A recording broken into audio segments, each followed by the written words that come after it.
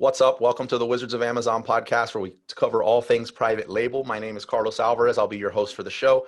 Today we have a really amazing guest who I can't wait to have introduce himself. I'm going to mangle his name, so I'm going to let him do it. What's up, bro? Hey, good, man. This is Burak Yolga speaking. How are you doing? Amazing, brother. Thank you for taking the time to jump on the podcast. We had an opportunity to chat a little bit before the podcast, and this episode, I did an Instagram live not too long ago about me really wanting to change up how and the types of guests that I have on the show. So this is my first time doing it this way. So I'm really excited because I know you're a wealth of information, and I'm dying to get your opinion on some stuff. So I see you're sporting the shirt. For those of you that are watching this video later, Forceget Global Logistics.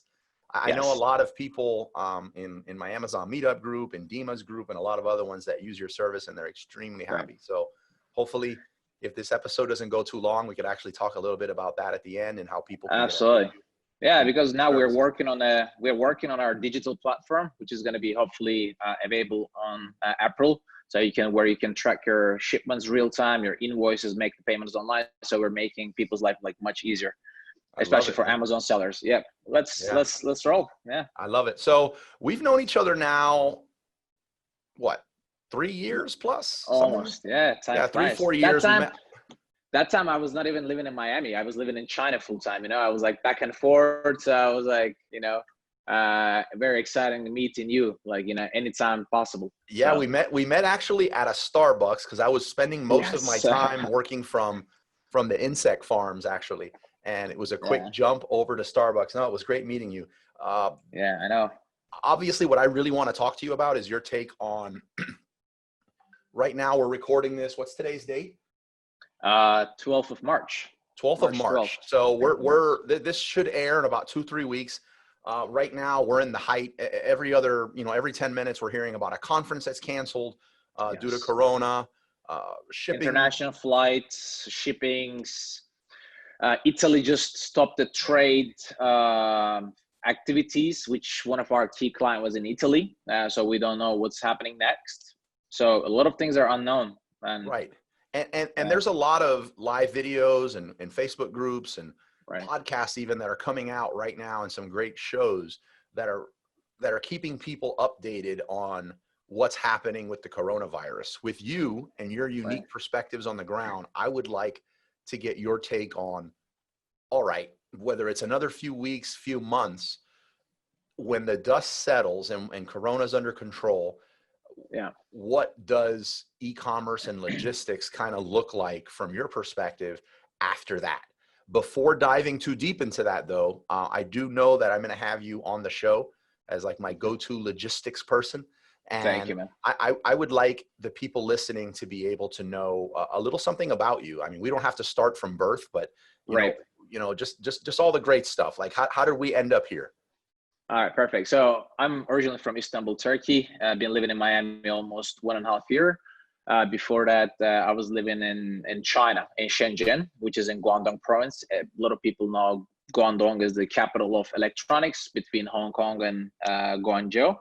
So Shenzhen was my full-time home, almost 7 years. I still have an operation office there where I have two major business, actually, main businesses. One of them is B2B. We sell car parts, electronics, home appliance. And my another core business is the logistics and freight services. And we used to do a little bit of sourcing, but now the share of that is kind of small. And 6 months ago, with your help, we also started our own private label. So, life is good. Business was good.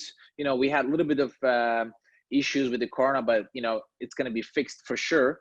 And as you know, a lot of media, a lot of Facebook or podcasts, or most of the people are covering what's going on with Corona. But I think most of the people focusing on today, but they don't focus on what is the effect of this 6 to maybe 9 months by the end of 2020. So it's going to be, it looks like a tough year is expecting all of us, sellers, buyers, everybody. But at the same time, I don't think we should be we shouldn't be focusing only the dark side. We should be focusing only also the bright side. And doing business or e-commerce is all about seeking the opportunities instead of focusing on the what happens today, we need to be looking at tomorrow, what's brighter. So anyway, the logistic company is going great. We're doing a lot of new businesses in the United States with a lot of new networking. We have a boutique service, and our new platform will be online soon, hopefully. So I will be giving you also the access, because your opinion is like really important. You're the master of the Amazon world. I'm talking to a couple of different people in California and New York. Everybody knows about you, so it's a really pleasure to be here today. Absolutely. So this is generally about me. So I think we can talk about what is more important today for people.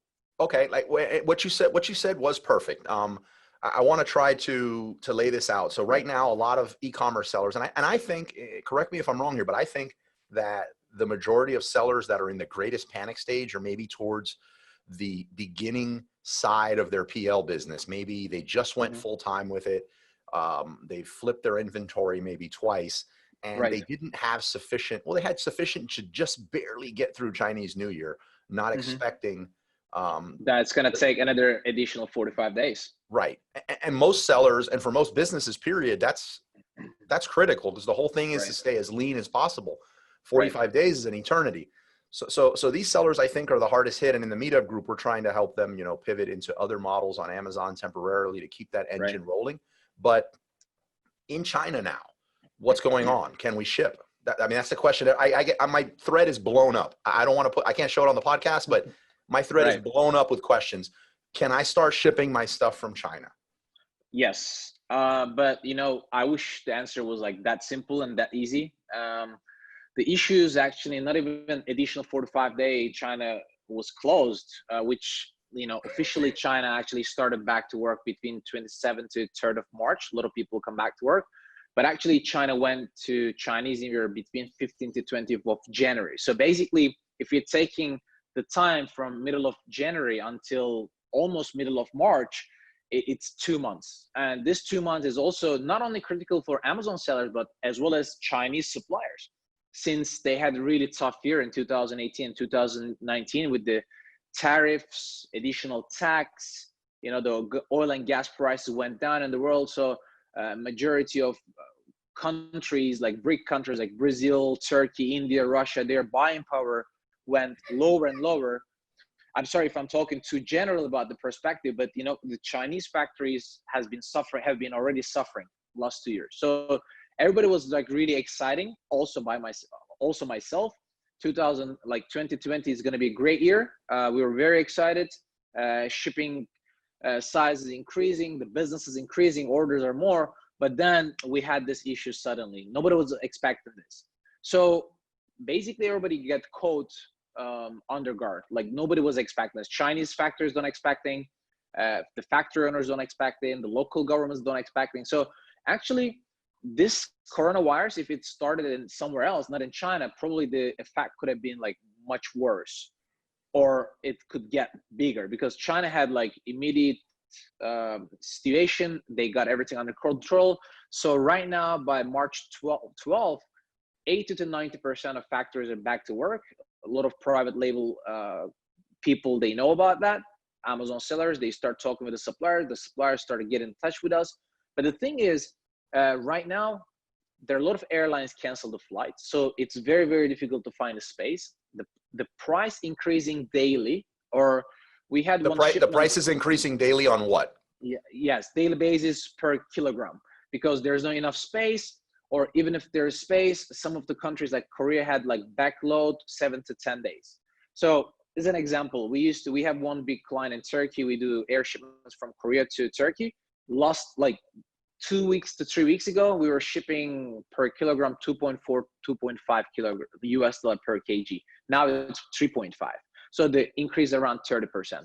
The reason is a lot of airlines cancel the space.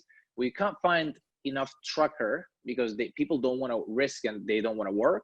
When we come back to China, where the coronavirus started is in Wuhan, middle of the country, the heart of the country, still under quarantine. It's in a Hubei province, which has the population of 40 to 50 million people live there. So they cannot go back to the factories. A lot of people, they work in the factories in different regions, but everybody's under quarantine. So it is open, but it's partially opened. and we are having difficulties to find the source, the space in the airlines. The container vessels, they don't have enough containers now, so they don't want to like depart on time, so things are delaying because factories haven't been producing last 45 to 60 days. So basically for airlines, a lot of people, they're out of stock, so they want to move everything with the airline. So we don't have enough capacity for the airlines, especially mainland China canceled all the flights to Europe and USA, like the largest airports in the world, like Beijing, Guangzhou, Shanghai. Basically they don't have any flights, or they have very, very limited flight, maybe 2 times a week. It used to have 20 flights a day. So now imagine what happened. There's still a lot of demand, but there's no supply. So we cannot really cover the coast. So those flights, those are commercial flights transporting goods that used to leave maybe 20 times a day and now are leaving like twice a week, correct? Yes, correct. Okay, so see if I can recap this. Yes, you can ship products. Right. Like your factories are back, unless the workers or the owners lived in Wuhan, at which time they're still quarantined. With the capacity of 60 to 80%, maybe they work, but another major problem is their raw material suppliers maybe not come back to work. So it is, hit or miss. Yes, exactly. Yeah, it depends on if your logistics people lived in Wuhan, how many workers from the factory lived in Wuhan. Right, exactly. If your raw materials. Wuhan is the capital of Hubei province. So we're talking about like the entire state. Let's say we're in Miami, but the entire Florida is actually closed down. So we're talking about 40 to 50 million people and their families, friends. It's in the middle of the country. So there are a lot of railways are crossing the Hubei province. There are a lot of airports. So it's a massive country. So the impact is like much larger than actually only the Wuhan itself. But you were right about the capacity. Right. So the many flights canceled going to China or leaving China, and the flights that are there that are able to take goods are significantly scaled back. And it's the fight, supply and demand for space on the planes and on the ships. So what we do right now is we are moving all the shipments to Hong Kong from different part of China. But that's the problem because again, most of the roads are blocked, or the trucking companies are charging extremely high compared to normal time. From Shanghai to Hong Kong, it takes 5 to 7 days to arrive the shipment. So a lot of things are delaying. Give me an example of, say, somebody that normally, I purchase goods from X factory and it's FOB, let's say FOB blank. Shanghai, yes. Shanghai, and they need to run rail to get this to the port through Wuhan, which can't happen anymore. Right. Is there anything, would the factory already know this? And is there additional charges that you may need to factor in? Because now you kind of got to go around it, or is that even an option? Yes, I mean, the thing is, if you had the price agreement with your factory FOB term, which means factory is in charge of all the local transportation from the factory to Shanghai. But once you made the agreement 6 months ago, we're supposed to ship the full container from Shanghai seaport or Shanghai airport, like if it is like smaller cargo. But now their cost is increased, raw material, the freight fee and everything. So they're trying to charge extra. And plus there's no capacity, or there's no way to ship out from Shanghai. So which means Shanghai to Hong Kong is around like 2,000 miles, 2,500 miles by truck. So imagine there's an extra additional, if it's the full container, we're talking about $3,000 to $5,000 extra inland transportation cost, which didn't exist before. Before, the charge from the Shanghai factory to Shanghai seaport was between $500 to $700. So that cost factory already included in the price, so we didn't have any problem. But now, since we cannot find, let's say, enough source to ship out from different ports, we need to move the cargo to Hong Kong, which takes extra time. A lot of people are out of order. So everybody's right now, most of our clients are asking us if we can split the cargo. Let's say they have 2,000 boxes. They want to ship 500 by air and 1,500 by sea, because most of the people think that they'll be out of stock. And of course, the custom, there's not enough custom in China. So workers are not back 100% work. So the custom clearance also takes a long time. So basically nobody was prepared for that. So everything takes longer than the regular shipping time. Everything's more expensive. Prices, we used to fix the prices 2 weeks time. Now I tell them today, my cargo is ready. and the airline tells us, okay, come back to tomorrow, we don't have price today. So it is kind of black market right now, the pricing issue. And for a lot of people, since they're not inside this business, we're trying to fix our costs and tell the people we're trying not to change it, but it's very difficult because things are sometimes not under our control. Yesterday, you're part of the meetup group, but yesterday we have our 16 events per month, but two of those are advanced Amazon seller meetup groups. So people in there, everyone's doing in excess of 100K a month Amazon sales, and everybody, with the exception of one amazing seller, said that their costs, their quotes on freight, sea freight, have gone up anywhere from 30 to 45%. Is that what you're seeing, or do you think there's some gouging there? And where do you see that going? I mean, obviously the market price is increasing because a lot of people, they were expecting to come back from the Chinese New Year. Everybody placed an order, but then we had the lack of transportation, so the price is indeed going higher. And where it goes, it's right now China is going back to normal, a little bit every day. Like 80 to 90% is back to work. Majority of major factories, like large factories in the large cities, they start production.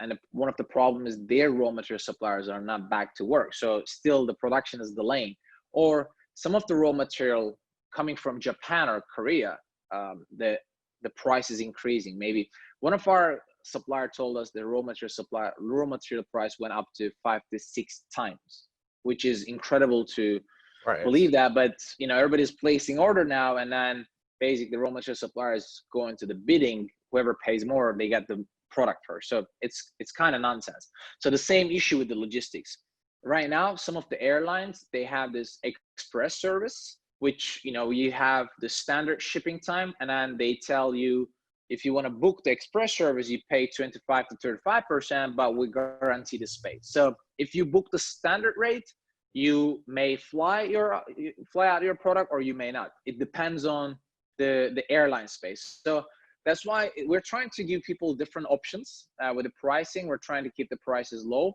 We're having kind of bigger issues on the air freight than the sea freight right now. And the problem with the sea freight is finding the truck. The truck prices went up 2 to 3 times because people. So it's not even if your stuff's at the port, you really don't have a problem, but it's getting it to the port. Yes, either they don't want to pick up because the factory is far from the seaport. They can do 2 routes a day.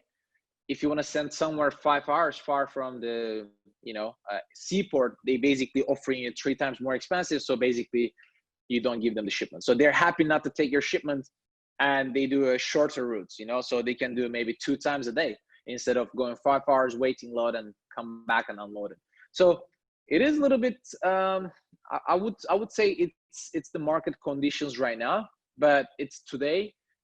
Things are gonna get better in China, but right now I think the demand in the other countries is gonna go down a little bit. So then it's gonna affect again China. A lot of people will have the issue with a lot of buyers, like let's say private label seller, they might have an issue with the cash flow to pay the factory to the freight company. So what we are looking next 2 to 3 months, I think things are going back to a little bit normal in China. The major events will be canceled, like Canton Fair and Hong Kong Electronic Fair for sure. Again like in October. Fair, so I mean, April is going to cancel for sure. It's probably, if they didn't announce, but even if they don't cancel, probably nobody's going to go right now with all the limitations and the issues.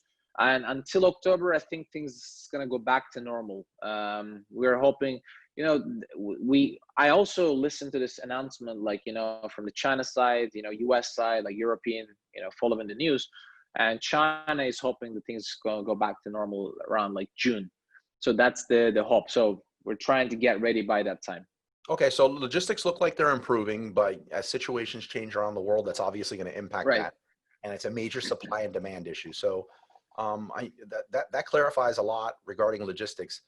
Let me ask you something that I think you have a unique perspective on, is that the factories themselves in China, like we're talking a lot about the impact this is having on our businesses as private label sellers, but our partners in this, like, the only way this kind of works, I mean, logistics is obviously needed, but these factories, they're getting nailed from every side. They got blindsided by this virus. It was right after the Chinese New Year. It's my understanding that after the Chinese New Year, there's kind of a higher turnover in workers Absolutely. anyway, that they were going to be short. But now if there's any impact in Wuhan or anything else, then that's even shorter. Raw supply, hard to get. So factories have to be in pretty bad shape over there as a business. How Right. is that? How is that playing out? Like, what are you seeing? Because I've heard that somebody say, "Oh, my factory said they're ready to take an order. Let's do it." They paid, but then the money's there, and the factory's kind of like, "Look, there's a major delay because we can't get raw material." Right. And the guy Right. was, felt betrayed there because, like, look, then why did you tell me you're ready? Because you obviously Yeah. were only ready to take my money, is what it feels Because like. they needed the money. Right. So, what can somebody do? A ton of questions here. What can somebody do to kind of verify, like, if their factory's saying, yeah, we're ready to take orders, that they could even get the supplies, and that the shipping rate is not going to be something that prices them out of the market? Right. And yeah, let's start with that one. Uh, Regarding the raw material, actually, every supplier is different. Some of the supplier, like as I said, this issue started from 2018 and 2019. So factories, they feel the cash flow pressure more and more last 2 years. So that's why they keep as minimum as raw material in the factory. Once they get the order from, let's say, Carlos pay them the deposit 20%, 30%, whatever it is, then they placed orders to the raw material. It worked out great last 2 years until the coronavirus started in China. So a lot of companies come back to work from Chinese New Year and the coronavirus beginning of March, and they're ready to produce. They might even have the orders, but they don't have the raw material because they were not prepared for that. And one thing that I think it was very unlucky that this coronavirus started during the Chinese New Year. If it started like middle of the year, like end of the year, middle of the year, I think it would have been much easier for the factories, for countries. One of the reasons why the virus spread around, because almost 900 million people started to travel during just the beginning of this virus. They went to Europe, they went to US, they went to Middle East, they traveled within China, Asia. So that was one of the reasons why this thing spread it out like so fast. But when we come back to the business perspective, they got caught really under guard. They were not expecting this to happen. So a lot of factories back to work, 60 to 80% workers are back. They're wearing the mask, they're using all this, they're cleaning their hands, or they're trying to be as cautious as possible, but they don't have raw material to produce. One of my good friend, he's buying flags from China, and their factory mentioned that the earliest start they can do is end of March, but they need the deposit today. Otherwise, they cannot line up. They cannot queue up to order the raw material. Right now, the raw material suppliers, they don't trust a lot of Chinese factories in the domestic market that they're gonna pay the fully after 60 to 90 days later. They used to have this credit term.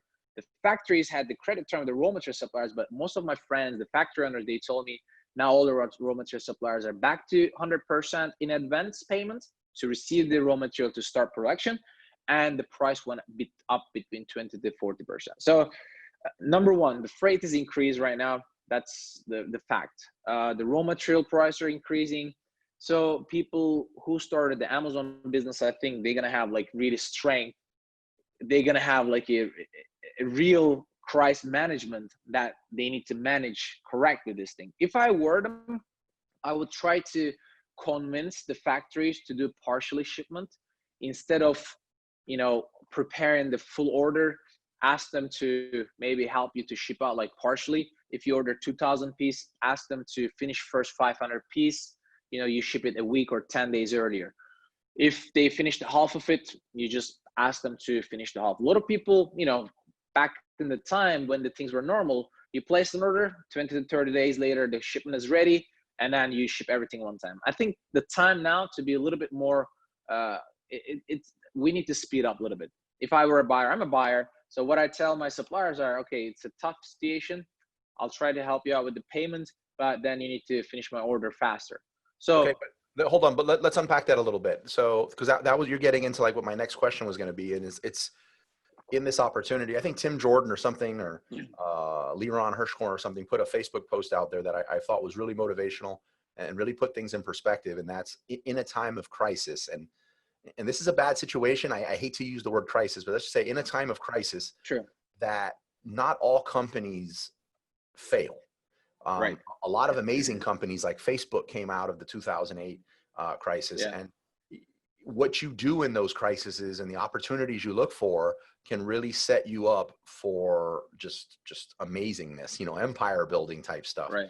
Now, if I looked at that as what's the opportunity here I could use to really build up Guangxi, or to really establish myself as, hey, look, like I'm in this with you for a long-term relationship with the Right. factory. Like, what are things I could do to help my factory without putting myself in too horrible of a position?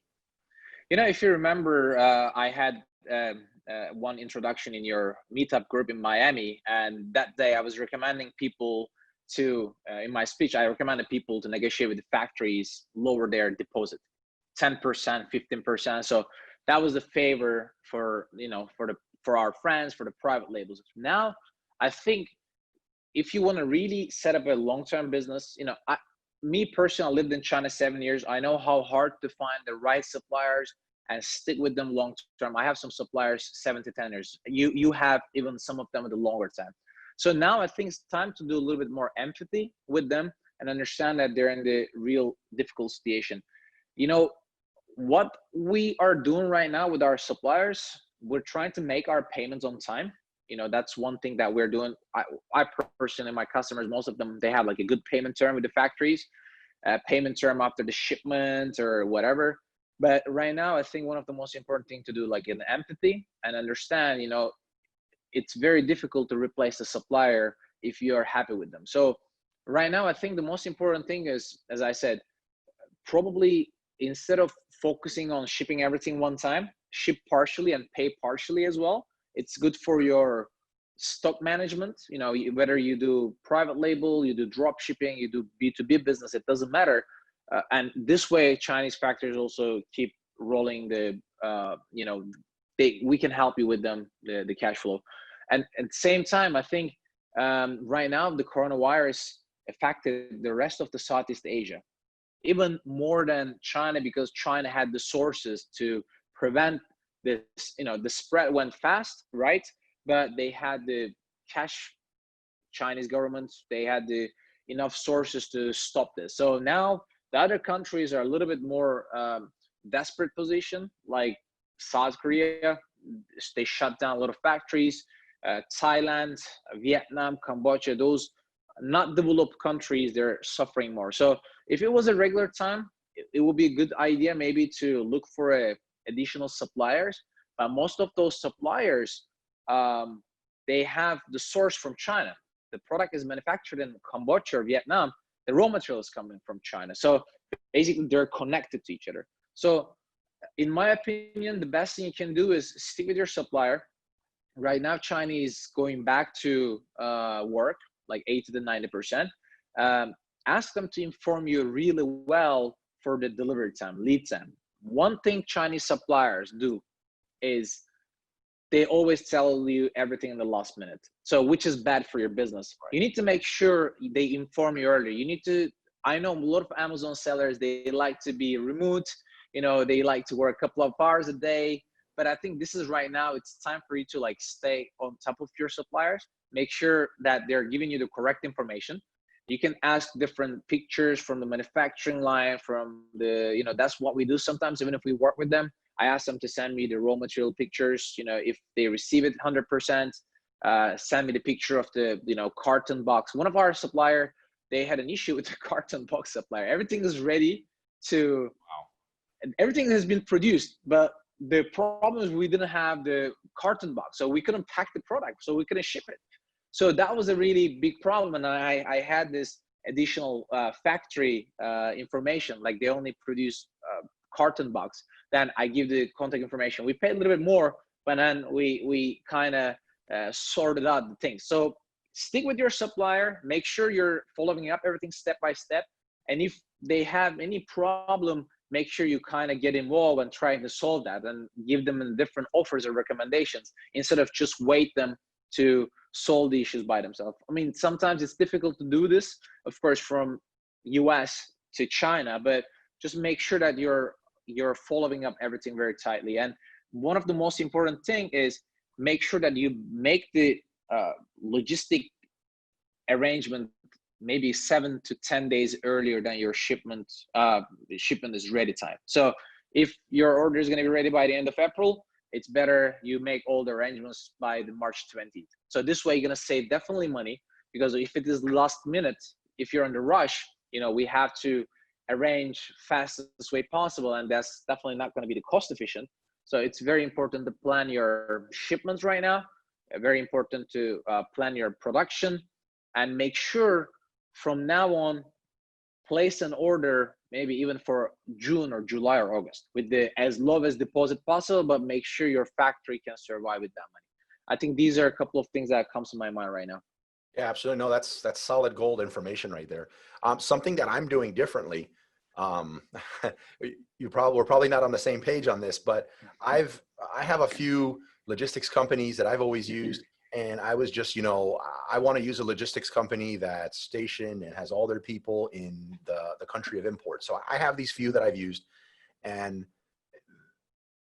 what I'm noticing now is exactly what you pointed out logistically. Like, they're only able to tell me that, look, there's a logistics issue, we're going to try to figure this out, but they don't really understand things like you just mentioned, that, look, this thing goes on a train, the rail runs right through Wuhan, that's going to be a problem, we need to figure out a better solution. So using your services is actually going to save me a lot of time and a lot of money, because that your people are there. If somebody tells me their raw supplier is blank, you could let me know, like, hey, look, they're not back. You know what I mean? Like, so absolutely, that's one of the actually disadvantage. I mean, I'm not saying just because we are located both in Asia and US, but that's the disadvantage of right now. I think some of the logistic companies in the US, I mean, there are a lot of really big and good logistic companies in the United States. They're well established, but some of the people, they don't know the characteristic of China. They don't know characteristics of the people. So there are a lot of logistic company right now. They just rely on the information of the Chinese factories, which is not 100% reliable right now because of the situation. So we kind of experience the situation ourselves. Like, my own employees had to stay in quarantine 14 days when they back to Shenzhen. Some of them live in different cities, some of them live in a different states. So they all came back to Shenzhen and they all had to work from home. So we kind of know the situation, and we kind of prevent the delays for our customers, because a lot of people, they don't know what is happening in China right now. We're experiencing this every day. So it's very, very important to understand what is going on in China right now. And unfortunately, I don't like to talk about the, politics or media or press, but some of the things are a little bit exaggerated. I agree. And some of the things are not 100% correctly told to people. So right now, 80 to 90% of China is running right, like smooth right now. People are back to work. The virus spreading speed is like much lower compared to Europe. So things are like start getting better in China. But as a business wise, we need to be understanding also what is the perspective in China, and what is the freight, what's going on with the freight, what's going on with the supplier. So just don't think that the supplier receive all the raw materials from the sky in one carton. If you're manufacturing, let's say a keyboard, they have probably 6 to 8 different raw material suppliers, like cables, the buttons, the case, the user manual come from a different place. So everything, and the thing is, if this factory is in Guangdong, maybe not all the raw materials come from Guangdong. Okay, maybe 8 to 9%, but maybe they have a supplier in different country. One of our product is parking sensors, and the sensor is coming from Taiwan. So China stopped importation due to coronavirus. So some of our products stuck in the customs. So the best thing you can do for your own business to understand how your product is manufactured, where the raw material is coming. And instead of questioning this in a bad way, talk this to your Chinese suppliers in a good way. So ask them to explain, so you have more knowledge about this issue, instead of just saying, I pay your money, when you're going to deliver my product. So this is what I meant in the beginning with a little bit of empathy. I hope it makes sense. No, it makes a ton of sense. It was solid gold. I learned some stuff here. And like I mentioned in the beginning of the show, I mean, I rarely talk about plugging a service or anything like that. Anyone that knows me, you rarely ever hear it. For those of you that are not seeing this via video, Forceget Logistics, is there a specific domain name that you could refer people to? What's the best way someone can get a hold of you? I know I love your Instagram. I've actually showed some of my team. I'm like, look, this is what I want it to look like. You know what I mean? Like, it's pretty amazing. Anytime there's a doubt, does it look like this? So that's at Forceget. Yes, it's www.forceget.com. If it is forceget.com. You can find us on our website. As I said, in April, early April, middle of April, we are coming with a digital version. So basically, you can log in and we start helping out with your shipments, and then you can see everything tracking. One of the most important thing, we understand that, you know, we start our core market was different before 2 years, 3 years ago. Now our core main market is United States. So we understand the Amazon sellers are very one of the most important for them is the service and the speed, the quality of the service, and the timing, because, you know, you're managing your inventory according to your stock. If you have a lot of stock, you can offer better price, lower price in the competition, and sell out maybe faster. If you have not enough stock, then you can choose a different strategy. So you need to understand when your shipment is going to arrive. So basically, we have team in China and US, and with the digital platform, you don't need to communicate with us daily basis to see where's your shipment. You can just sign into your account and see where's your shipment. And if you have any question, you can send us internal message, and basically we're gonna get back to you within maybe 15 to 20 minutes, because we have team back in the US and in China. So that's very critical. And in social media, obviously Wizards of Amazon group, you're there.